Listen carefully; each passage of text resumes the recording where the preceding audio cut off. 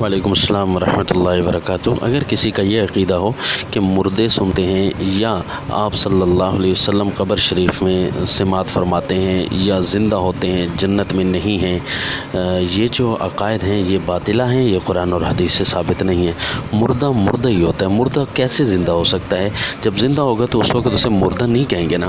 تو لہٰذا یہ جو ہے عقائد قرآن و سنت کے براہ راست خلاف ہیں۔ تقریباً قرآن پاک کی 80 آیات کا انکار لازم آتا ہے، لہٰذا ایسے عقیدے کے حامل کے پیچھے نہ نماز ہوتی ہے اور نہ ہی آپ پڑھا کریں۔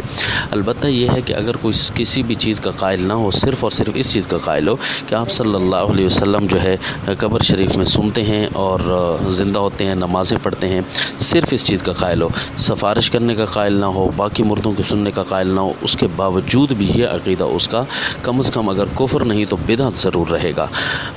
اگرچہ بعض کے نزدیک تو یہ بھی کفر پر محمول ہوتا ہے، لیکن پھر بھی یہ بدعت کی ایک انتہا کو پہنچا ہوا ہے عقیدے کے اندر، لہٰذا ایسے آدمی کے پیچھے بھی نماز نہیں ہوتی۔ السلام۔